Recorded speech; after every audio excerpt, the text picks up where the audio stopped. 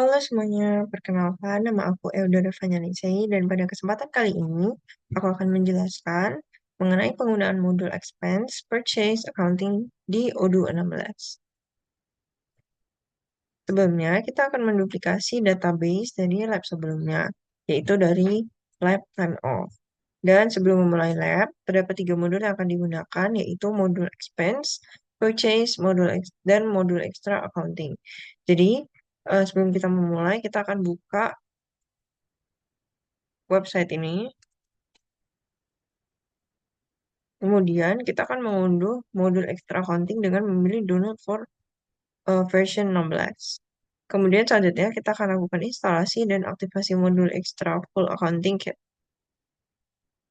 Caranya adalah dengan mengekstrak hasil download ke dalam folder add-ons di Odoo. Kita ekstrak ke sini. Kemudian kita buka Odoo kita login dengan admin, kita buka settings, kemudian activate the developer mode.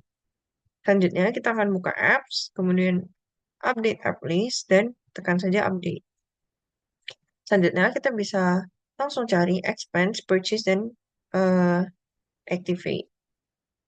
Jadi kita search expense di sini, kita activate yang ini, kita search purchase, kita activate, dan juga kita search untuk accounting kit dan activate yang ini.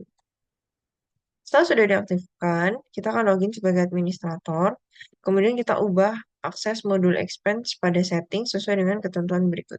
Caranya adalah kita masuk ke settings, manage user, kemudian kita search untuk user Atala, dia adalah uh, senior accountant, jadi role-nya untuk modul expense adalah administrator. Kemudian untuk user Petra sebagai purchasing coordinator, dia akan menjadi administrator di modul expense. Selanjutnya untuk Hani sebagai staff HR General Affair luar, setting modul expense dia adalah sebagai team approver. Dan untuk user Hana sebagai manager HR, settingsnya adalah team approver. Dan kita akan menghapus setting modul expense untuk Hasim. Jadi di remove aja. Nah, selanjutnya kita akan login sebagai purchasing coordinator, yaitu Petra, dan membuat expense account. Caranya adalah masuk ke modul accounting, masuk ke configuration, chart of accounts, terus kita pilih yang new. Kita masuk ke chart of accounts, terus klik new. Kita masukkan namanya untuk code-nya general, untuk code-nya, kemudian account name, type, account currency, kemudian untuk sisanya kita bisa buka lewat setup. Nah, setelah masuk ke setup, kita bisa eh, tambahkan informasi lain seperti teksnya, kemudian default teksnya, kayak cash flow type yang operations. Nah, selanjutnya kita akan buat beberapa expense products. Jadi caranya kita masuk ke modul purchase, kemudian kita pilih product, kemudian new. Nah, kita akan buat beberapa. Yang pertama itu adalah penginapan. Pada penginapan, produk type-nya adalah service. Kemudian untuk sales price-nya 0, cost-nya juga 0, tax-nya juga 0, produk kategorinya adalah expense, kemudian internal reference-nya kita isi dengan EC penginapan, kemudian underscore NPM. Kemudian di eh, settings accounting-nya, expense account-nya adalah general affair.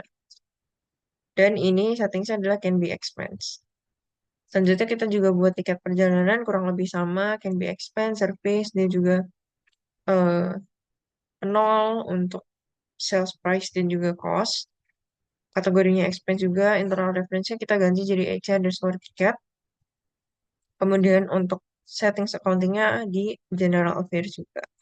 Untuk konsumsi juga sama, eh, judulnya aja beda, konsumsi juga internal reference-nya diganti jadi konsumsi.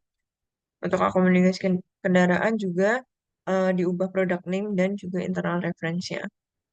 Nah, selanjutnya kita akan berperan sebagai staff HR General Affair luar. Yaitu kita akan login dengan akun Hani dan membuat expense baru. Caranya adalah kita masuk ke modul expense, kemudian langsung klik new. Nah, untuk pengeluaran yang pertama kita masukkan untuk Happy Hotel, kita kategorinya masuk di penginapan, yaitu Kategori ini adalah masukkan produk expense yang sudah dibuat sebelumnya. Kemudian total biaya yang keluar adalah 1 juta. Employee-nya adalah kita membuat ini sebagai pengeluaran dari Hasim. Kemudian paid by-nya employee itu reimburse. Eh, Biar referensinya kita buat DNS, hotel, SES, nama, SES, NPM. Kemudian untuk expense-nya di 11 November dan account-nya di General Affair. Kemudian kita juga buat pengeluaran lain yaitu untuk tiket pesawat Jakarta Makassar beda di description. Kemudian untuk kategorinya mengikuti namanya. Misalnya di sini kategorinya jadi akomodasi kendaraan. Kemudian totalnya. Kemudian untuk setting lainnya untuk employee kemudian paid by expense day dan juga account-nya sama. Untuk bill referensinya diganti menyesuaikan referensi yang mau dibuat di sini kita buat tiket MKS atau tiket Makassar. Selanjutnya kita masuk selanjutnya kita juga buat expense untuk taksi bandara. Kurang lebih sama, cuma beda di total, kemudian kategori dan juga reference. Kemudian kita buat untuk tiket pesawat Makassar Jakarta dan terakhir adalah pengeluaran untuk makan malam sushi rock. Nah, kemudian setelah semua data expense sudah dimasukkan ke dalam sistem, kita akan buat laporan untuk semua pengeluaran tersebut. Nah, caranya eh, kita akan login dengan akun user yaitu si Hasim. Di sini udah login dengan Hasim. Kemudian kita buka modul expense dan create report yang ada di kiri sini. Nah, kemudian akan muncul report seperti ini dengan semua catatan pengeluaran yang udah ada dengan totalnya sebesar 4.250.000. Di sini employee-nya adalah pengeluaran untuk Hasim, paid by-nya adalah employee itu reimburse. Kemudian untuk manajernya kita taruh manajer si Hasim yaitu head. Nah, setelah laporan dibuat, kita bisa mengajukan laporan ini ke manajer. Caranya adalah dengan submit to manager di kiri atas ini, dan hasilnya statusnya akan berubah menjadi submit. Nah, kemudian terlihat pada log bahwa report menunggu approval dari Heru, yaitu sebagai manajer dari Hasil. Maka selanjutnya adalah kita akan meminta, eh, kita akan melakukan persetujuan oleh manajer HR. Caranya kita akan login dengan akun Hana sebagai manajer HR. Kemudian kita buka modul expense dan buka expense report di atas ini. Di sini kalau misalnya nggak muncul bisa di remove filter untuk my expense-nya. Kemudian di sini muncul adalah report dari punya employee si Hasim. Nah, kita pilih reportnya. Kemudian untuk menyetujui kita bisa pilih approve. Nah, jika muncul error seperti ini, buat the tulisan you can only approve your department expense. Nah, kita akan login dengan akun administrator, masuk ke setting manage user lagi. Pada setting user HANA, kita ubah settingnya dari team approver jadi all approver. Nah, setelah itu kita akan coba approve lagi dan hasilnya sudah bisa. Dan hasilnya seperti ini. Statusnya berubah menjadi approved. Oke, selanjutnya kita akan login sebagai Atala dan melanjutkan proses laporan pengeluaran dengan memasukkan laporan yang tadi udah dibuat ke jurnal perusahaan atau post to journal entries. Nah, sebelumnya aku akan membuat jurnal perusahaan baru namanya Employee Invoice. Kita masuk ke modul accounting, kemudian buka jurnal, kita create new aja, Employee Invoice namanya. Default expense account-nya pakai General Affair. Kira-kira begitu. Kemudian kita balik ke modul expense, kita buka expense report. Kemudian kita ganti si expense journal ini dengan employee invoice. Nah, selanjutnya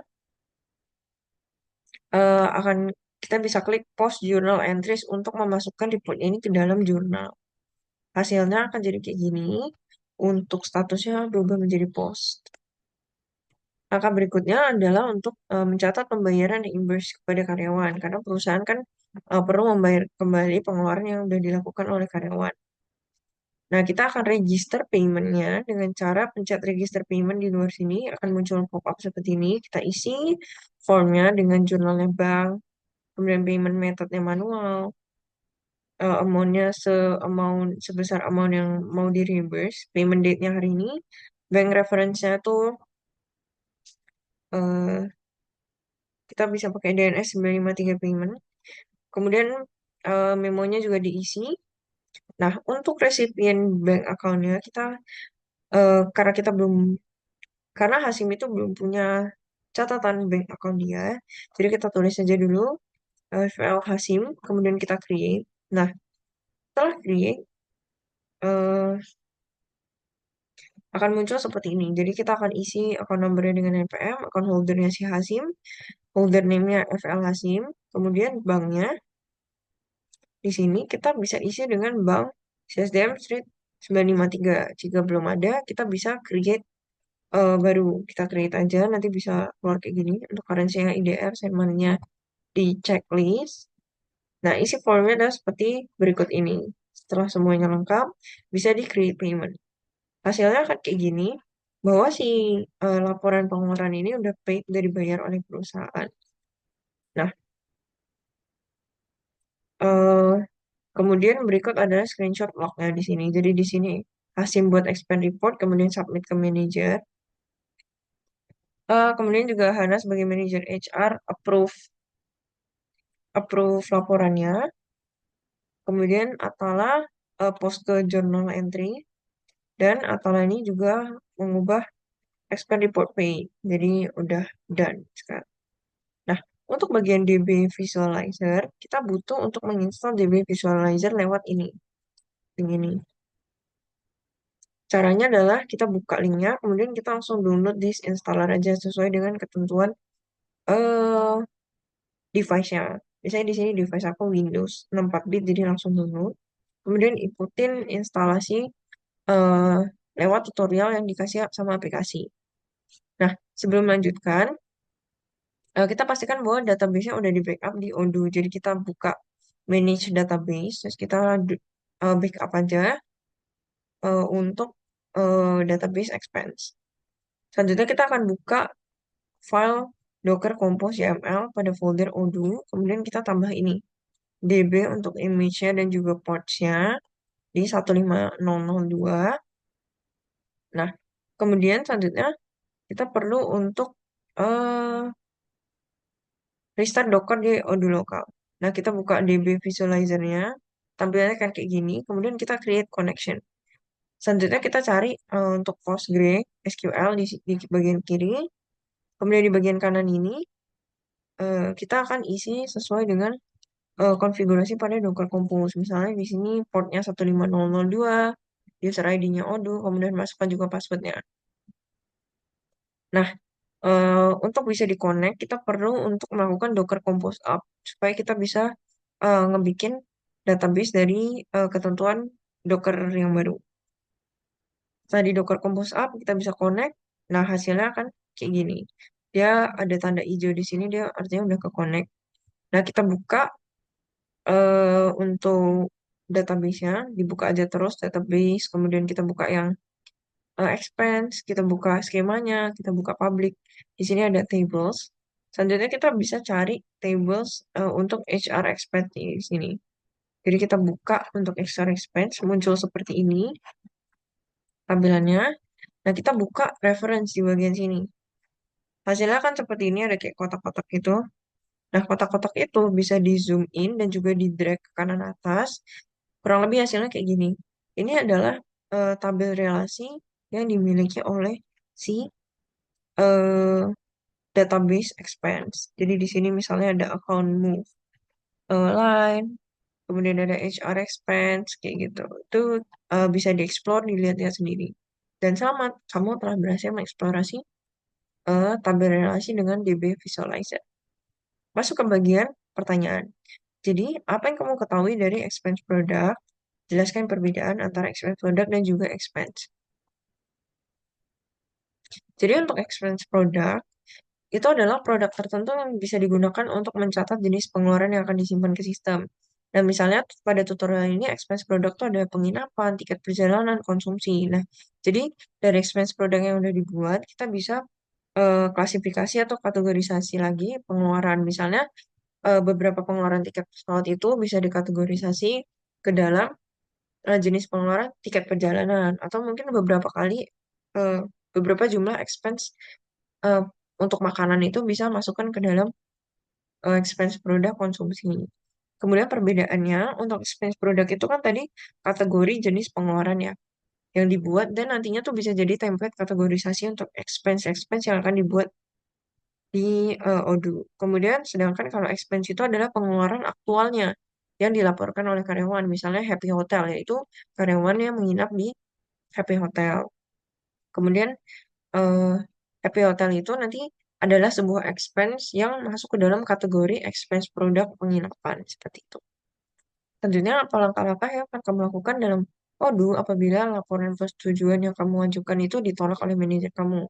Jadi yang pertama akan membuka laporan pengeluarannya yang ditolak. Kemudian kita cek pesan dari manajer, apakah ada pesan penolakannya untuk memahami alasan penolakan. Nah, jika ternyata terdapat kesalahan dalam laporan itu akan diubah, kemudian diajukan kembali dengan cara submit to manager. Nah, alasan umum penolakan. Menurut kamu apa umumnya alasan penolakan pengajuan laporan ditolak oleh manajer? Nah, biasanya tuh mungkin karena tidak lengkapnya laporan diajukan. Misalnya nggak ada notanya atau eh, nggak ada bonnya. Jadi tidak terdapat bukti yang benar-benar menunjukkan bahwa ini tuh adalah pengeluaran karyawan. Kemudian bisa jadi karena ada kesalahan data dalam laporan pengeluaran. Misalnya ada typo dalam jumlah harga, ketambahan 01 kayak gitu. Atau mungkin kesalahan tanggal. Jadi nggak masuk akal perginya hari ini, tapi catatan expense-nya di hari besok kayak gitu. Jadi nggak valid untuk di reimburse. Selanjutnya bisa jadi karena laporan keuangan yang diajukan itu tidak sesuai dengan ketentuan perusahaan. Misalnya pengeluarannya itu tidak relevan dengan pekerjaannya. Bisa jadi perusahaan itu udah punya ketentuan, misalnya untuk makanan maksimal reimburse-nya sekian. Jadi untuk selebihnya tidak bisa di reimburse kayak gitu. Nah, selain kegiatan perjalanan dinas untuk employee engagement dalam perusahaan, sebutkan 3 pengeluaran lainnya yang mungkin tercakup dalam pengeluaran divisi HR. Jadi bisa jadi pengeluaran dari divisi HR itu untuk kegiatan pelatihan, misalnya mengikuti seminar atau training, dan tujuannya untuk mengembangkan keterampilan karyawan. Kemudian untuk rekrutmen bisa jadi biaya untuk mengiklankan lowongan kerja, atau mungkin dalam pengadaan layanan rekrutmennya, misalnya eh, wawancara secara online membutuhkan biaya untuk layanan Zoom, kemudian konsumsi ketika wawancara offline dan lainnya.